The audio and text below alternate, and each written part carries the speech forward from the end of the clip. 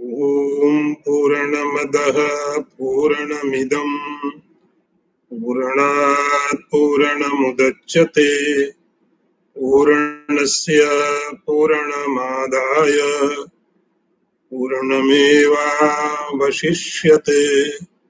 ओम शांति शांति शांति। शंकरं शंकराचार्यं केशवं वादरायणं सूत्रभाष्य कृतौ वन्दे भगवन्तौ पुनः पुनः। ईश्वरो गुरुरात्मेति मूर्तिभेद विभागिने व्योमवद्व्याप्तदेहाय दक्षिणामूर्तये नमः। ओम शांति शांति शांति।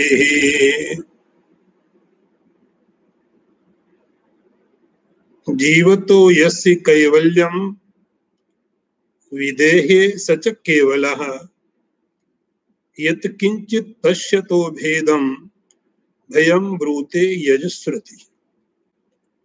अर्थ ऐसा है, जिसने जीते हुए ही कैवल्य पद को प्राप्त कर लिया, उसी को देहपात के अनंतर कैवल्य मुक्ति होती है, क्योंकि जो थोड़ा सा भी भेद देखता है उसके लिए यजुर्वेद की श्रुति भय बताती है।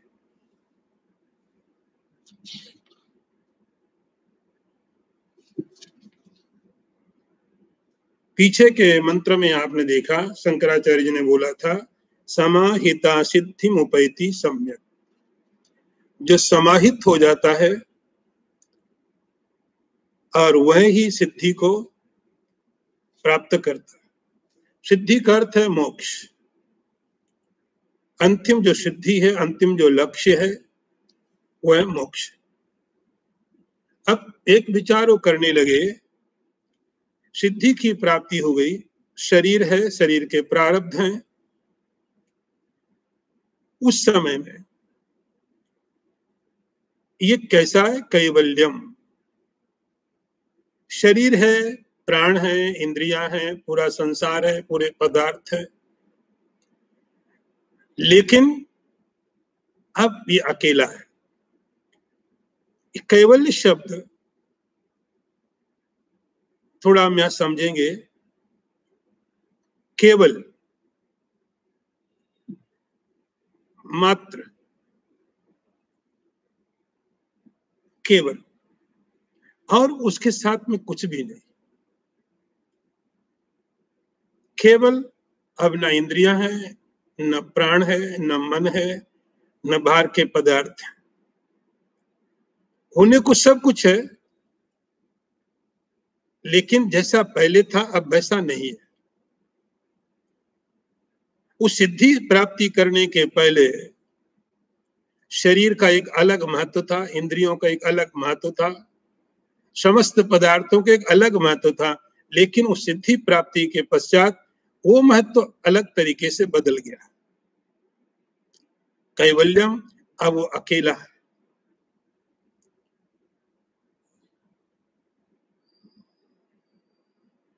जो कुछ भी है अभी केवल दिव्यता है, केवल आत्मा है। अब शरीर बंधन के प्रति कारण नहीं रह गया, अब शरीर दुख के प्रति कारण नहीं रह गया। इस सारा का सारा संसार अब उसके लिए संसार न रह करके परमात्मा हो गया, ईश्वर हो गया। जो पहले संसार दुख देता था, अब वही संसार परम आनंद दे रहा है। उसकी अंदर की दृष्टि बदली, बाहर कुछ नहीं बदला, लेकिन सब कुछ बदल गया।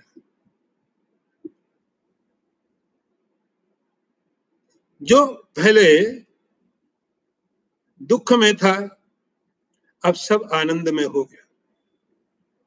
उसका केवल शरीर ही नहीं, पूरा का पूरा यूनिवर्स, पूरी सृष्टि, सबका एक ही प्रयत्न है, उसको सुख प्रदान करना। कैवल्यम, जैसे आपका शरीर है, थोड़े समय के लिए मैं शरीर को मैं मानता हूं, इस शरीर के साथ और कुछ नहीं है, मैं हूं। इस शरीर में कहीं पर भी कुछ होता है, मैं कोई भेद नहीं करता कि पांव में दर्द होता है तो होने दो, जब हाथ में दर्द होगा तो मैं इलाज कराऊंगा। पूरे शरीर को मैं एक यूनिटी मानता हूं, एक यूनिट है, एक चीज है। इस व्यक्ति के लिए कैवल्य हो गया, शरीर है तो केवल एक शरीर नहीं है, शरीर के साथ भी शरीर में नहीं है, लेकिन शरीर में है। ये जीवन मुक्त का लक्षण विदेह च केवला, और जब विदेह हो गया, शरीर चला गया, अब शरीर जाना और शरीर का रहना, अब उसके लिए कोई प्रश्न नहीं बचता है। क्योंकि पीछे आपने देखा कई बार सवाल पूछा गया, मृत्यु क्या है। तो जो लोग शरीर पर केंद्रित होते हैं उनके मन में सवाल हमेशा रहेगा, पूछे या ना पूछे। अब इस व्यक्ति के लिए इसके लिए कोई सवाल ही नहीं है, एक क्वेश्चन ही नहीं बचा है, एक कोई घटना नहीं बची है। जैसे आप रात को सोते हो और सवेरे उठ जाते हो, ये कोई बहुत बड़ी बात नहीं है, रोज होता है। इसके लिए आप कोई तैयारी नहीं, बस नींद आ गई, सो गए। लेकिन मृत्यु इतनी आसान चीज नहीं, हम ऐसे अवॉइड नहीं कर सकते उसको। लेकिन यह व्यक्ति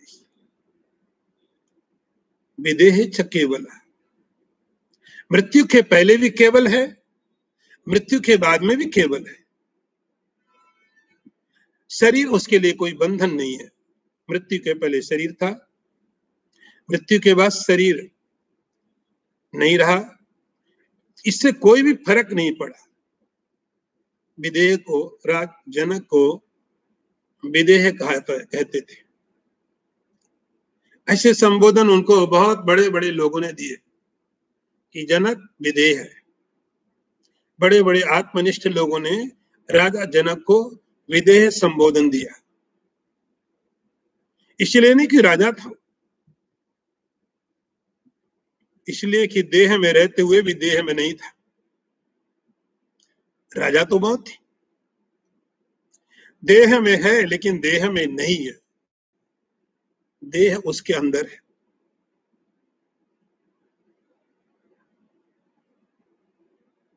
शरीर के पहले भी केवल है, शरीर के बाद में भी केवल है। शरीर उसके लिए कुछ भी अब मतलब नहीं रह जाता। कब? सिद्धि प्राप्ति करने के पश्चात। यत्किंचित पश्यतो भेदम भयम ब्रूते यजुश्रुति। सिद्धि का अर्थ हुआ उसने उस स्थिति को प्राप्त कर लिया जहां एकमेव अद्वितीयम, भेद नहीं है, भेद नहीं है। और जो जरा भी भेद देखता है, थोड़ा भी भेद देखता है, डिफरेंशिएशन करता है, उसके लिए क्या होता है? भय। यहां एक प्रकरण दिया यजुश्रुति का। यजुश्रुति का अर्थ यहां है तैत्तिरीय उपनिषद। तैत्तिरीय उपनिषद में वहां एक प्रकरण में ऐसा वर्णन किया गया, असत सत जायते। बात शुरू यहां से की गई, असत से सत की उत्पत्ति होती है, और वो बड़ा लंबा चौड़ा प्रकरण है। उसके असत के मीनिंग अलग है, सत के मीनिंग अलग है।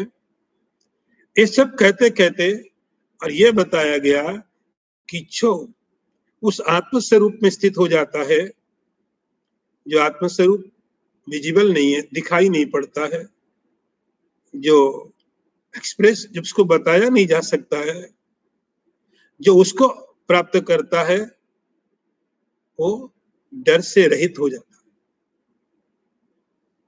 उसको कोई डर नहीं रहता, भय नहीं रहता है। लेकिन जो भेद करता है, भेद किसमें? आत्मा में।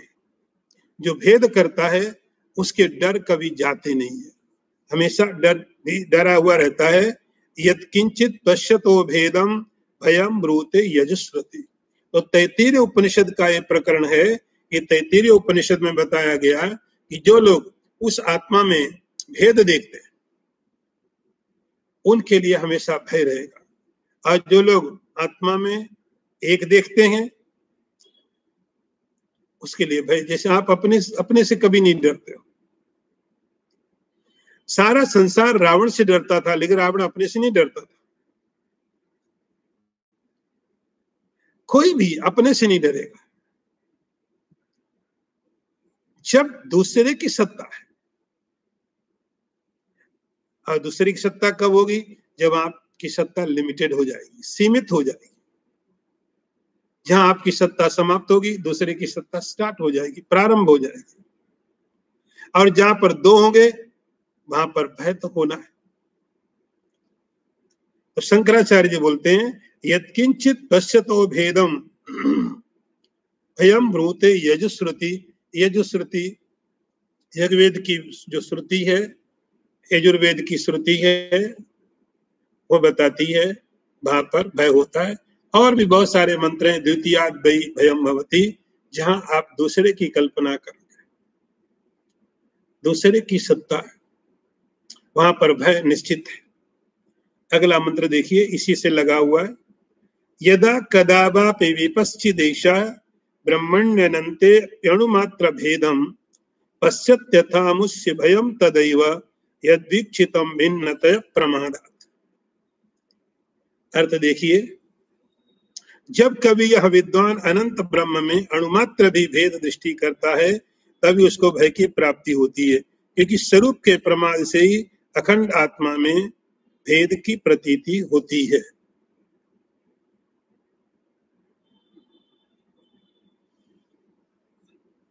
भय भय कैसा? थोड़ा इस प्रक्रिया को थोड़ा ध्यान से समझना पड़ेगा। शंकराचार्य जी थोड़ा यहाँ पर इसको विस्तार में लिया। भर्तृहरि ने लिखा एक जगह, उनका एक शतक है,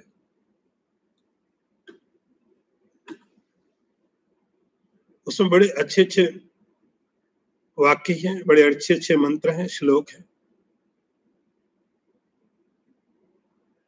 भोगे रोग भयम कुले च्युति भयम वित्ते निर्पालात भयम, बहुत बड़ा है। तो मैं उसका एक जो मीनिंग है, जो मतलब है, वो आपको बता रहा हूं। भर्तृहरि बहुत बड़े योगी थे, राजा होने के बाद योगी हो गए। उन्होंने लिखा, भोगे रोग भयम। आप देखो कहां पर भोग, कहां पर भय नहीं है, भय डर। यदि आपके पास भोग पदार्थ, खाने के लिए सब चीजें हैं आपके पास, लेकिन आपको भय है, ये खा लिया तो ये बीमारी हो जाएगी, ये खा लिया तो वो हो जाएगा, ये खा लिया तो वो हो जाएगा। पदार्थ सब है, खा नहीं सकते। पदार्थ भी है, भूख भी है, इच्छा भी है, लेकिन अंदर में भय है। डॉक्टर ने बोल रखा है यही खाना। तो यदि आप अपने शरीर को खुद कंट्रोल नहीं करोगे तो दूसरा और कोई कंट्रोल करेगा, फिर कोई डॉक्टर कंट्रोल करेगा। आपके शरीर का मालिक डॉक्टर होगा और लिख के दे देगा ये चीज खानी, ये खानी, ये खानी। यदि आप खुद अपने आप को कंट्रोल कर लेते हो तो आपको दूसरे से इंस्ट्रक्शन लेने की जरूरत नहीं पड़ती। पदार्थ है लेकिन नहीं खा पाते हैं, क्यों? भय है। क्या भय? रोग का। बीमारी हो जाएगी, डायबिटीज बढ़ जाएगी, कोलेस्ट्रॉल बढ़ जाएगा, और आजकल तो सब कुछ बढ़ ही रहा है। तो भोगे रोग भयम, बहुत लंबी चौड़ी बातें लिखी।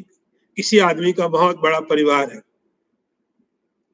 रॉयल फैमिली है, लेकिन वहां भी डर है, पता नहीं कब खत्म हो जाए। पैसा है तो डर है राजा का, टैक्स का, चोरों का, लोगों का। पैसे से सुख एक बात है, लेकिन दुख हजारों जगह से।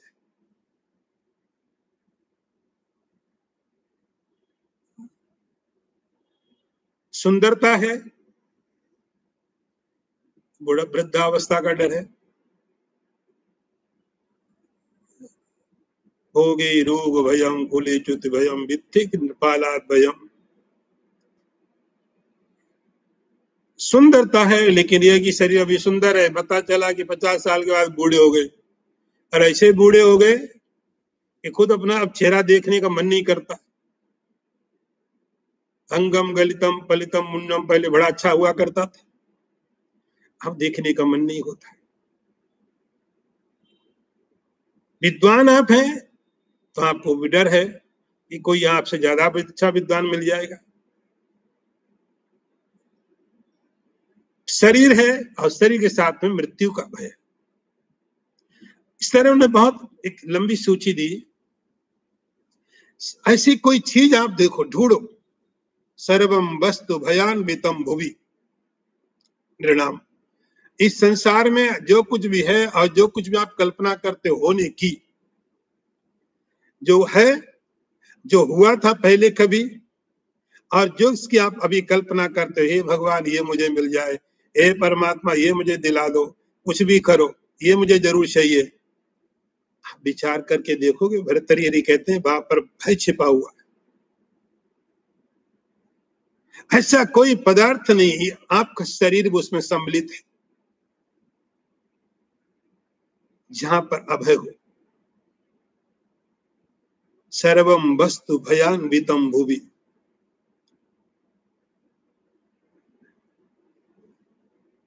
हर जितने पदार्थों को इकट्ठा ज्यादा किया उतना ही भय बढ़ गया।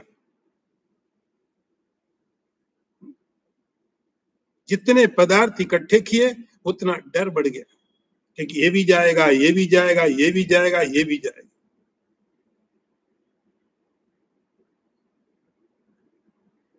अब है कि बहुत तरह की डर की बहुत तरह की व्याख्या करेंगे।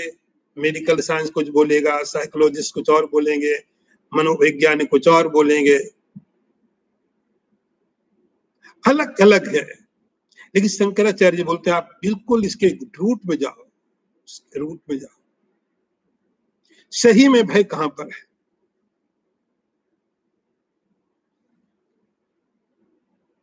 सही में इस सब की जड़ कहां पर है, जहां से भय पैदा होता है, और वो होता है दूसरा देखने से। द्वितीया वही भयम भवति। जैसे ही दूसरे होने का विचार आया, हो सकता आपका आज मित्र हो,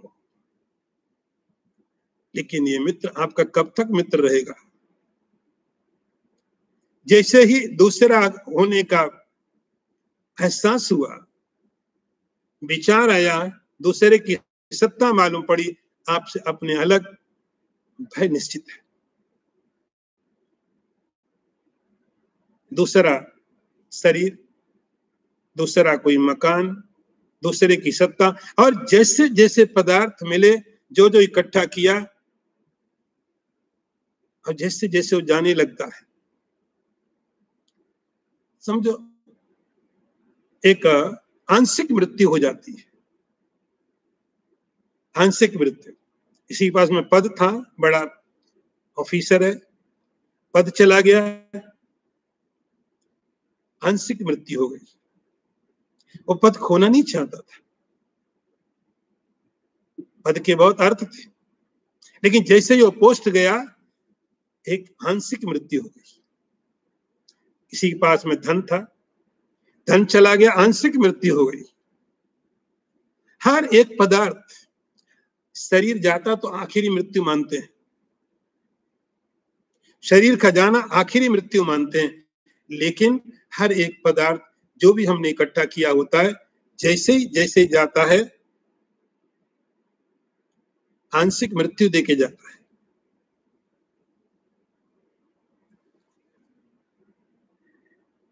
हर एक पदार्थ जो जो हमने इकट्ठे किए हैं, हर एक पदार्थ जब भी हमसे अलग होता है एक मृत्यु का एहसास देके जाता है। इसीलिए हम कोशिश करते किसी तरह जाए नहीं, और हम जितनी कोशिश करते उतने भय बढ़ता रहता है। जितनी हम कोशिश करते हैं न जाए, जब वो जाएगा उतना ही डर बढ़ जाएगा।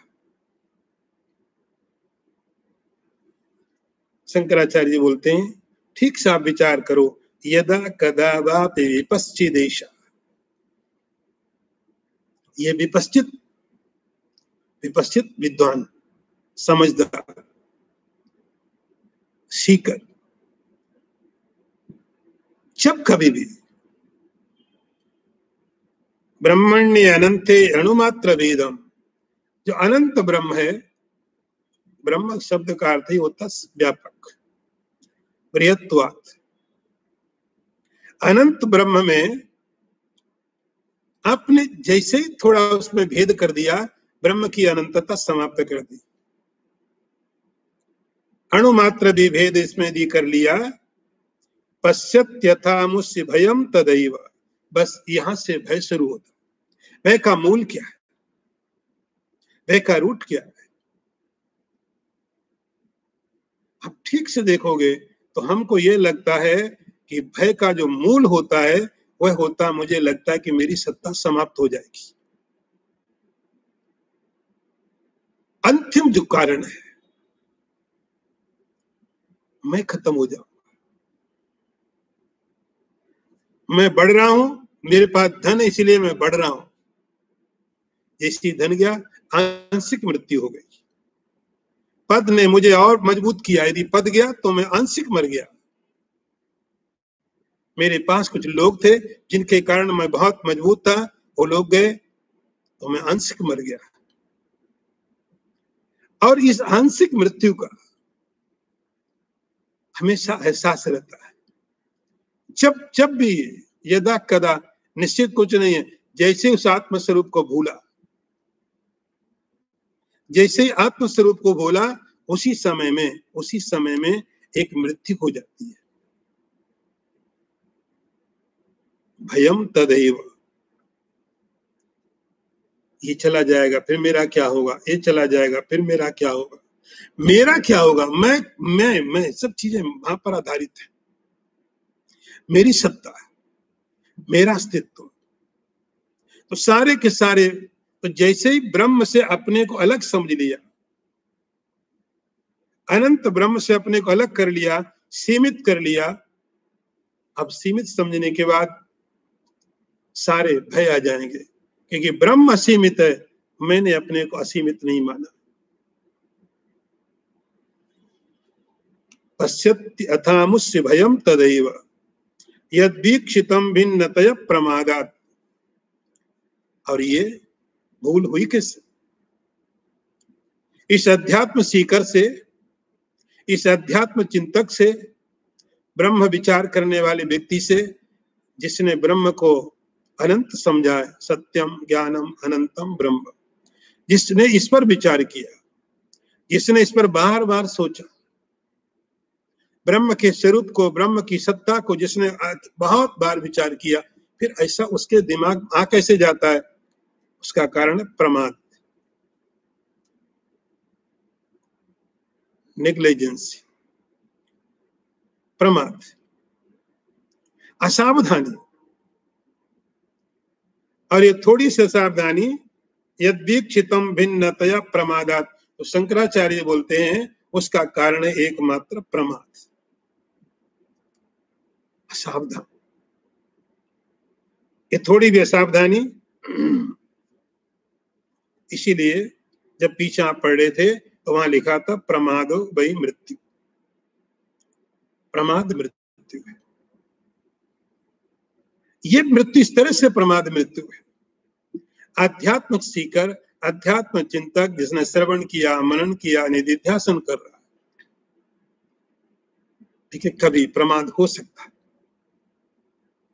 और उस प्रमाद के कारण वह व्यक्ति अपने स्वरूप को भूल जाता, और जैसे ही स्वरूप को भूल गया, सीमित मान लिया अपने आप को, मैं अलग, ब्रह्म अलग, मैं अलग, आत्मा अलग, मैं अलग, कॉन्शियसनेस अलग। जैसे ही ये भाव आया, ये विचार आया, इस भय को फिर कोई हटा नहीं सकता। कोई हॉस्पिटल, कोई सिक्योरिटी, कोई मेडिसिन, कोई मेथड निर्भय नहीं कर सकता।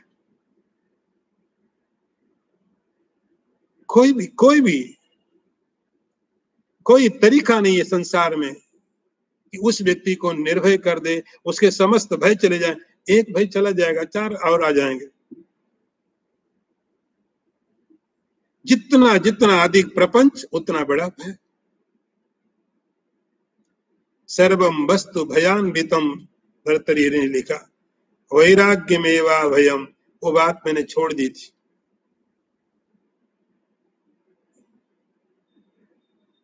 अभय किससे है? वैराग्य से, रिनंसिएशन। वैराग्य का अर्थ हुआ, त्याग का अर्थ हुआ केवल पदार्थों का ही त्याग नहीं, उनके प्रति जो आसक्ति है, पदार्थों के त्याग की बात नहीं। ये बात हम बहुत बार समझ सकते हैं कि पदार्थ आपके रास्ते में कोई बाधक नहीं है।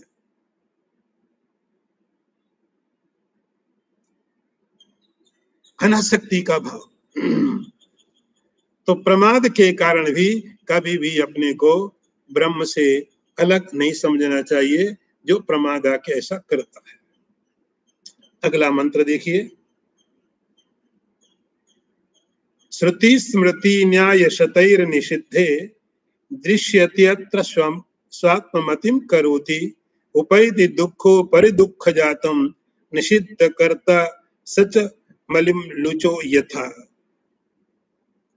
अर्थ देखिए, श्रुति स्मृति और सैकड़ों युक्तियों से निषिद्ध हुए इस दृश्य देहादि में जो आत्मबुद्धि करता है, वह निषिद्ध कर्म करने वाले चोर के समान दुख पर दुख भोगता रहता है। अभी आप इसको ऐसे समझिए, तीन मेथड यहां पर दिए हुए हैं, श्रुति स्मृति न्याय। श्रुति स्मृति न्याय। श्रुति का अर्थ है वेद। वेद अपौरुषेय है। वेद संसार को अच्छी तरह चलाने के लिए है, और संसार से मोक्ष प्राप्त करने के लिए भी वेद ही है। संसार के बंधन में अच्छी तरह बंधना है तो भी वेद है, और संसार से छूटना है तो भी वेद है। वेद परमात्मा की वाणी है। वेद ईश्वर का संदेश है उन लोगों के लिए जो ईश्वर में विश्वास करते हैं। वेद का अर्थ होता है कि संसार में रहें तो भी आपके लिए वेद सहायता करेगा। यदि आप संसार से मुक्त होना चाहते हैं तो भी आपको वेद ही देखना पड़ेगा। इसलिए वेद को अच्छा बनाना, संसार को अच्छा बनाना, तो भी वेद पढ़ो, वेद सुनो, वेद को समझो। और संसार से मोक्ष प्राप्त करना है तो भी श्रुति, जो कि परमात्मा का संदेश है। उसके बाद अब वेद को समझना, वेद में चीजें थोड़ी कठिन है, भाषा कठिन है, आदेश बहुत सीधे सीधे। वेद का आदेश ऐसा होता है जैसे राजा का आदेश होता है। वेद लिख देगा सत्यम वद, सत्य बोलो। धर्मम च स्वाध्याय प्रवचनाभ्याम मा प्रमदितव्य। वेद एक आदेश दे देता है। जैसे कोई राजा एक आदेश अपनी पब्लिक को दे देता है, सत्य बोलो। ऐसा वेद ने बोल दिया, सत्यम वद। अब कोई क्वेश्चन वहां नहीं होता है, सत्य क्यों बोले, क्यों बोले, सत्य बोलने से होता क्या है, सत्य नहीं बोलने का फल क्या होता, आप एक्सप्लेन करके बताओ। ये काम सब वेद का नहीं है। वेद बोल देता सत्यम वद, सत्य बोलो। धर्मम च, धर्म का आचरण करो, बस बात खत्म हो गई। कोई एक्सप्लेनेशन नहीं, कोई क्वेश्चन नहीं, कोई आंसर नहीं। राजा का एक नियम, किसी कंट्री में वहां के स्टेट ने रूल बना दिया कि आप रोड में बाईं तरफ चलो, लेफ्ट साइड आपके लिए। दूसरी कंट्री ने रूल बना दिया, राइट साइड में चलो। आप यदि इस कंट्री में जा रहे हो तो आप फॉलो करो वहां के रूल्स। वहां का वो जो स्टेट है, उनकी कंट्री है, वो रूल्स बनाते हैं। तो किसी कंट्री में बोल दिया लेफ्ट साइड में आप चलिए, वो भी ठीक है। आप क्वेश्चन नहीं कर सकते क्यों क्यों लेफ्ट में चले, वहां तो हम राइट में चलते थे।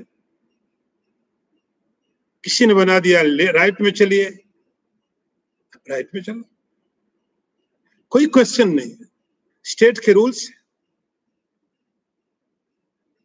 ऐसे ही वेद एक राजा की आज्ञा की तरह होता है, ये करना है।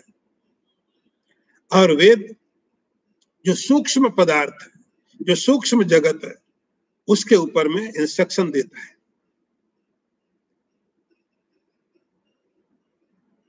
लेकिन वेद की भाषा, वेद के वाक्य थोड़े समझ में नहीं आते हैं, क्योंकि ईश्वर का मैसेज, ईश्वर का संदेश। दूसरा होता स्मृति। स्मृति का अर्थ होता है, तो श्रुति का अर्थ होता सुनना, केवल सुनो, डोंट टॉक, ऐसा हो गया ना, केवल सुनो, बात नहीं करना, बीच में बोलना नहीं। श्रुति, ईश्वर ने बोला चुपचाप सुन लो, श्रुति, ओनली लिसनिंग।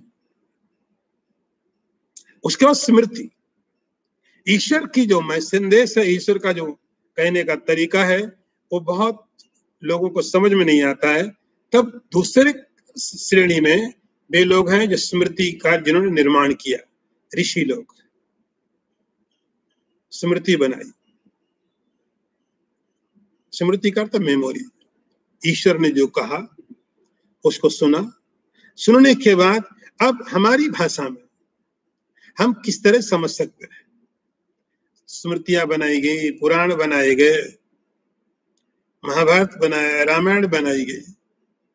तो वेदों के वही संदेश,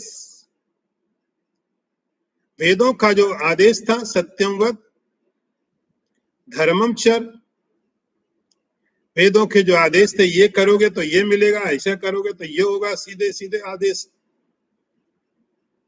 उन्हीं सिद्धांतों को हमारे ऋषियों ने स्मृतियों में, पुराणों में, भागवत में, रामायण में, उन्हीं सिद्धांतों को थोड़ी नीचे की भाषा में, जिसको हम लोग आसानी से समझ सके, उस भाषा में प्रतिपादित किया। थोड़ा उनके साथ कोई स्टोरी लगा दी, कोई कथा लगा दी, बता दिया देखो सत्य बोला उस आदमी ने, उसको ये हुआ, उसने झूठ बोला उसको ये हुआ। थोड़ा एक्सप्लेन किया उसको, थोड़ा विस्तार दिया। उन मंत्रों को, वेद के अर्थ को इन ऋषियों ने, उसको बोलते स्मृति। अब हमें यदि किसी व्यक्ति को ईश्वर में विश्वास है, अच्छी तरह ईश्वर ने बोल दिया, बात खत्म हो गई, कोई क्वेश्चन नहीं। वेद में लिखा सत्य बोलो, बस, कोई क्वेश्चन नहीं। फिर आपको कुछ पढ़ने की जरूरत नहीं, कुछ सुनने की जरूरत नहीं, बात समझ में आ गई आपको, फिर आप पढ़ो चाहे मत पढ़ो। यदि वहां समझ में नहीं आया तो आपको थोड़ा नीचे के ग्रंथों में देखना पड़ा, महाभारत में क्या स्टोरी बताई गई है, रामायण में क्या स्टोरी बताई गई है, मनुस्मृति में, अत्रि स्मृति में क्या क्या चीजें कैसे बताई गई, आपको वो सब चीजें देखनी पड़ती है। लेकिन वहीं पर समझ में आ गया तो आपको पढ़ने की जरूरत नहीं। तो श्रुति, उसके बाद में स्मृति। अब स्मृति में भी भरोसा नहीं, ऋषियों ने जो लिखा है, ना रामायण पर भरोसा, ना महाभारत पर, न गीता में, न किसी स्मृति में। तब तीसरा स्टेप है जिसको बोला जाता है यहाँ न्याय लिखा। न्याय का अर्थ तर्क, लॉजिक। आप अपने आप को अच्छी तरह समझते हो, आप अपने मन को, अपनी इंद्रियों को अच्छी तरह समझ, और आप भरोसा करते हो। मैंने अपनी आंख से देखा, कोई डाउट आपके मन में नहीं है, आपने अपनी आंख से देखा, बात खत्म हो गई। आपने अपने कान से सुना, एब्सोल्युटली राइट। आपने टेस्ट किया, आप प्रमाण हो, आप प्रमाण हो, आप सबूत हो। इसको बोलेंगे आपका अपना अनुभव। आप अपने अनुभव को जब अपने आप को समझाते हो, उसको यहां पर न्याय बोला गया, लॉजिक, तर्क। आप अपने को समझाते हो।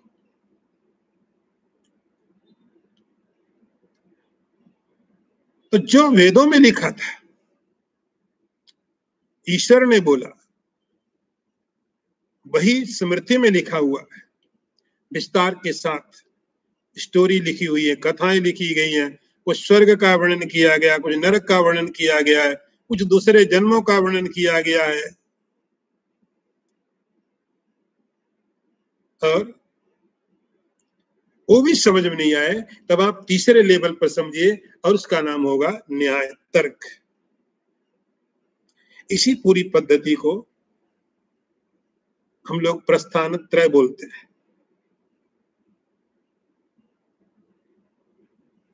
इस वेद में वही लिखा है, उपनिषदों का आप देखते हैं, उपनिषदों को ही नीचे दूसरे ग्रंथों में थोड़ा सरल भाषा करके, थोड़े शब्द बदल करके, कुछ चीजें ऐड करके, कुछ चीजें सरल समझाने के लिए दूसरे दूसरे ग्रंथों ने काम किया। तो जो वेदों में लिखा है वही स्मृति में आया, और जो स्मृति में आया है वही आपने, उस साधक ने भी समझा, कई बार समझा। तो जब आप ठीक से विचार करते हो, अच्छी तरह विचार करते हो, किसके ऊपर? दृश्यत्व स्वम निषिद्धे दृश्यत्व स्वमतिम करोति। ये बताया गया कि सामने में जो दृश्य पदार्थ है, जिनको देखा जाता है जागृत में, या कि स्वप्न में, या कि कल्पनाओं में, जहां कहीं भी दृश्य हो, जहां कहीं भी दृश्य है, किसी के द्वारा भी, आपकी इंद्रियों से, आपके मन से, कहीं से भी दृश्य पदार्थ हैं, वो कैसे हैं? निषिद्ध। निषिद्ध का अर्थ हुआ वो दिख रहे हैं, है नहीं, दिख रहे हैं। ये बात कैसे समझ में आई? तर्क से, आंखों से नहीं। आंखें तो दिखाएंगी, इंद्रियां तो बताएंगी सामने में पदार्थ है, लेकिन आपकी तर्क, आपके विचार ये कहते हैं कि नहीं, ये सब बदल रहा है, ये सब बदल रहा है। तो कोई निश्चित नहीं है, सत्ता है, सत्ता को मना नहीं है, लेकिन जैसा रूप, तो उसमें नाम और रूप दो चीजें आपको हटानी पड़ती है। तो सत्ता को मना नहीं, सत्ता है, अस्तित्व है, लेकिन उसके ऊपर जो चीजें निषिद्ध की जाती है वो क्या है? दृश्य जो है, नाम और रूप। श्रुति स्मृति न्याय शतई, शंकराचार्य बोलते हैं, एक नहीं हजारों सैकड़ों ऐसे वेद में मंत्र है जो बता रहे हैं ये दृश्य जो आप देख रहे हैं ये सत्य नहीं है। एब्सोल्यूट सत्य की बात कर रहे हैं, ये 10-20 साल के सत्य की बात नहीं कर रहे, 100-200 साल के सत्य की बात नहीं करते हैं। ये सत्य है, ये कैसा है? सापेक्ष सत्य है, रिलेटिव सत्य है। इतने समय पहले था, अब नहीं है। इतने समय पहले उसकी सत्ता थी, अब नहीं। तो ये बात श्रुतियों में, वेदों में बताई गई, वही बात स्मृतियों में, गीता, रामायण, भागवत, उपनिषद, मनुस्मृति, अत्रिस्मृति, पराशर स्मृति, उन समस्त स्मृतियों में, सभी ग्रंथों में यही बात बताई गई। और वही बात साधक ने अपनी तर्क से भी समझी। तो तीनों ही जगह, सब जगह ईश्वर ने भी वही बोला वेद में।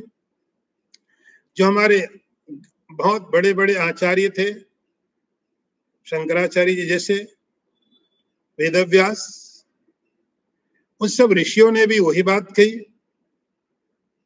और वही बात आपकी तर्कें भी कहती है, आपकी लॉजिक भी वही बात कह रही है। तीनों ही जगह एक ही बात बताई गई, दृश्य निषिद्धे आत्ममतिम करोति। ये दृश्य मिथ्या है, अपीयरेंस। आप अपीयरेंस नहीं, आप मिथ्या नहीं हो, आप सत्य हो, आप रियल हो। आपके कारण ये सब चीजें दिखाई पड़ती है आपको। तो उपनिषदों में, स्मृतियों में आपके अनुभव के द्वारा ये बातें साबित हो गई, ये दृश्य पदार्थ दृष्टा नहीं है। उसके बाद में भी स्वात्ममतिम करोति ही, उसके बाद में भी फिर यही बुद्धि कर ले, प्रमाद के कारण, प्रमाद के कारण यही समझ ले, फिर वही बुद्धि कर ले, मैं ये शरीर हूं। शरीर होने दो, इस शरीर के पीछे आप क्यों पड़ गए इतने?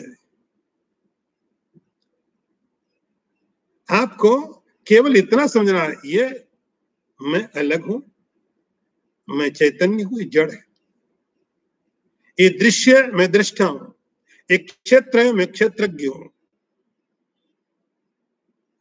इस दृष्टि के अंदर स्वात्ममतिम करोति, जो कोई भी आत्ममति करता है, मैं ये हूं, ऐसा मति करने वाला, ऐसा समझ रखने वाला, उसका परिणाम क्या होगा? उपैति दुखो परिदुख जातम। बस फिर तो दुख, एक दुख के बाद दूसरा दुख, इंतजार करो तीसरे दुख का। एक दुख जाएगा, दूसरा दुख आएगा, हम केवल दुखों का इंतजार करते रहते हैं।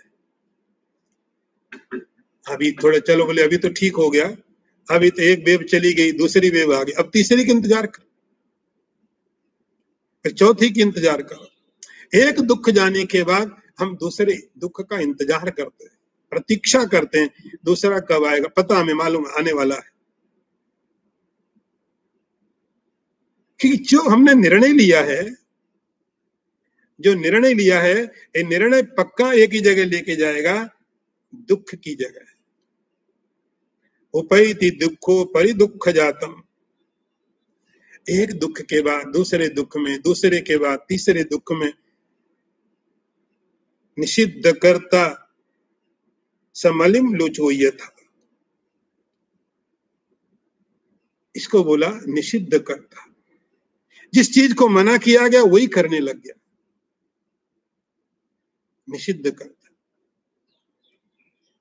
ये निषिद्ध करता, जो कर्म नहीं करने चाहिए, जो विचार नहीं रखने चाहिए, जो समझ नहीं होनी चाहिए वही समझ हो गई, उसका परिणाम क्या होगा? जिस प्रकार से चोर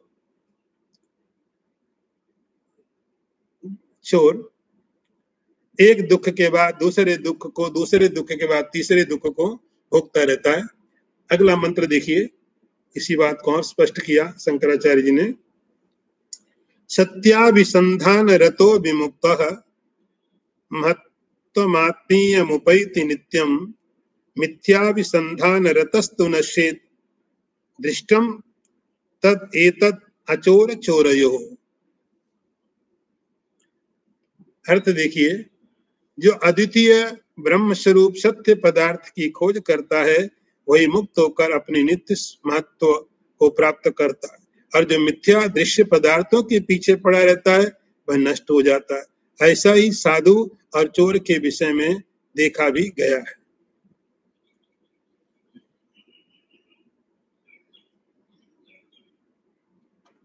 यहाँ एक छांदोग्य उपनिषद का एक इंसिडेंट जो वहां बताया गया है, वो बताया जाता है कि उस समय राजा लोग, एक प्रक्रिया थी कि किसी ने चोरी की तो हर आदमी बोलता मैंने चोरी नहीं की। उस समय उनके पास में जो फोरेंसिक साइंस थी अलग तरीके की थी। वो कहते ठीक है तुमने चोरी नहीं की। उस चोरी के चक्कर में 5-10 लोगों को पकड़ लिया, सब मना कर रहे हमने चोरी नहीं की। तो उस समय में एक अग्नि में लोहे को गर्म किया जाता था। अग्नि में जब वो लाल हो जाता, अग्नि के उसमें प्रभाव आने लगते थे, उसके बाद में और राजा कहता था, या उनका जो ये सब प्रक्रिया करने वाला व्यक्ति था वो कहता था जिसने चोरी नहीं की है वो इसको पकड़ेगा तो नहीं जलेगा, और जो सही में चोर है इसको पकड़ेगा वो जल जाएगा। यहाँ हम थोड़ा अलग तरीके से इसमें विचार कर रहे हैं। यह 2 शब्दों का शंकराचार्य जी ने नाम दिया है, सत्याभिसंधान, मिथ्याभिसंधान। सत्याभिसंधान, मिथ्याभिसंधान। अभिसंधान करते विचार करना, अभिसंधान करते स्वीकार करना, मतलब मानना, सत्य को मानना या कि असत्य को मानना, 2 चीजें। तो जो लोग सत्य को मानते हैं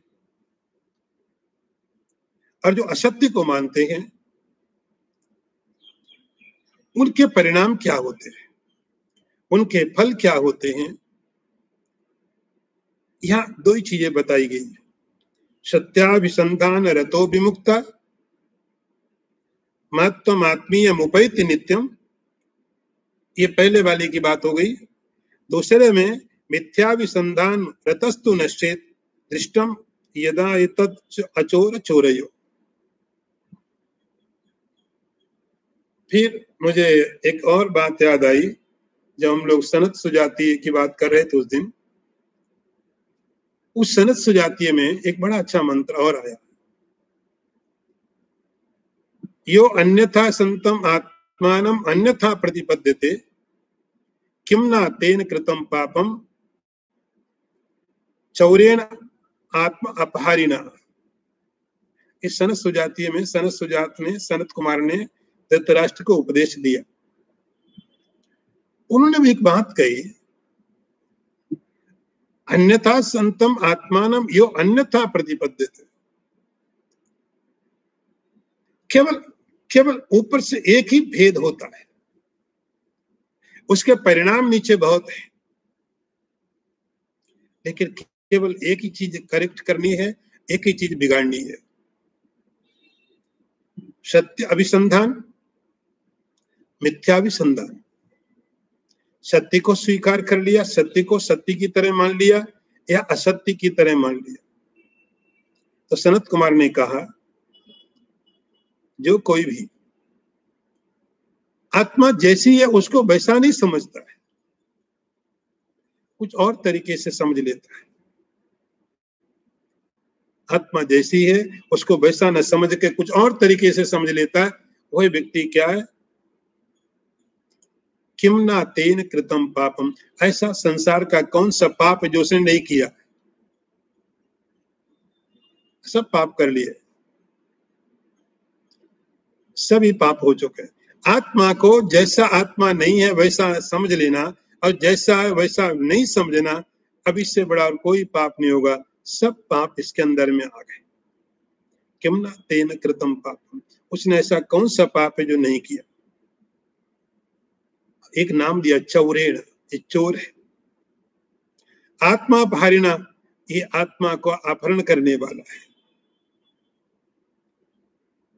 ऐसे कठिन शब्दों का प्रयोग किया, ये चोर है, इसने आत्मा को चुरा लिया है। आत्मा का जैसा स्वरूप है वैसा नहीं समझ लेना। शंकराचार्य बोलते हैं, सत्य विसंधान रतो विमुक्त। केवल दो ही रास्ते हैं, ये बहुत सारा भ्रम है ही नहीं, बहुत स्पष्ट स्पष्ट तरीका है। सत्य का विसंधान, सत्य का विचार। तो जब कोई सत्य के विचार में जाता है, सत्य को जैसा सत्य वैसा स्वीकार करता है, और सत्य का अर्थ यहाँ पर क्या है? कॉन्शियसनेस, ब्रह्म, आत्मा, चैतन्य, वही सत्य है। उस पर जो विचार करता स्वीकार करता है। स्वीकार कैसे करता है? मेरे रूप से स्वीकार। ऐसा नहीं कि मैं एक्सेप्ट किया ईश्वर है, चैतन्य है और कहीं है, मेरे रूप से। ऐसा जो सत्य का अनुसंधान करने वाला है, वो क्या होता है? विमुक्त हो जाता है। कोई बंधन नहीं है, कॉन्शियसनेस को बांधा नहीं जा सकता, सत्य को कभी रोका नहीं जा सकता, सत्य को मारा नहीं जा सकता। नहीं तो सत्य कैसा? मात्मीयमुपैति नित्यम, और वह अपने नित्य महत्व को प्राप्त करता है। उसकी जो महिमा है, उसका जो वैभव है, उसको जान जाता है। मेरी क्या महिमा है, मेरा क्या वैभव है, मेरी क्या मैं हूं क्या? ये कब मालूम पड़ता है? जब वो सत्य का अनुसंधान करता है, सत्य पर अभिधान करता है, विचार करता है। और दूसरा, मिथ्याभिसंधान रतस्तु निषेध। जो मिथ्याभिसंधान करने वाला, झूठ बोलने वाला है, मिथ्या को स्वीकार करने वाला, समस्त चीजें मिथ्या को स्वीकार करने वाला कैसे? सत्य के रूप से। झूठ यहां हुआ कि जो चीजें असत्य हैं उनको सत्य स्वीकार करना ही असत्य, उसके नाश के प्रति कारण बन जाता है। उस व्यक्ति के नाश के प्रति कारण बन जाता है जो पदार्थ असत्य हैं, उन असत्यों को सत्य की तरह स्वीकार करे और सत्य को स्वीकार ही नहीं करे। उस व्यक्ति को चोर समझना चाहिए। आत्मा को चुरा लिया उसने, आत्मा के स्वरूप को उसने छिपा दिया। अब ये जो आत्मा के स्वरूप को छिपा देता है, आत्मा के स्वरूप से बच जाता है, उसका विचार नहीं करता है, क्या हुआ? चोर। चोर इसलिए वो भी प्रसन्नता ढूंढता है, खोजता है, छीनने की कोशिश करता है कहीं से प्रसन्नता।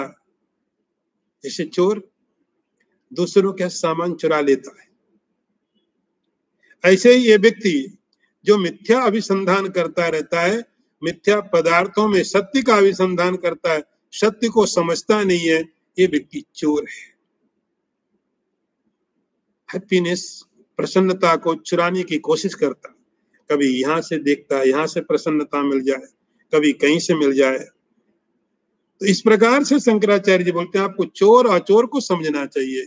अचोर जो सहज है, जो सत्य में प्रतिष्ठित है, और चोर जिसने सत्य को, आत्मा को जैसा वैसा नहीं समझा, वह व्यक्ति हमेशा कोशिश करता रहेगा प्रसन्नता को, सुख को छीनने के लिए, कोशिश करता रहेगा खुशी होने के लिए, लेकिन हो नहीं सकता है क्योंकि वह उसका अधिकारी नहीं है। ओम पूर्णमदः पूर्णमिदं पूर्णात् पूर्णमुदच्यते पूर्णस्य पूर्णमादाय पूर्णमेवावशिष्यते। ओम शांति शांति शांतिः। शंकरं शंकराचार्यं केशवं वादरायणं सूत्रभाष्य कृतौ वन्दे भगवन्तौ पुनः पुनः।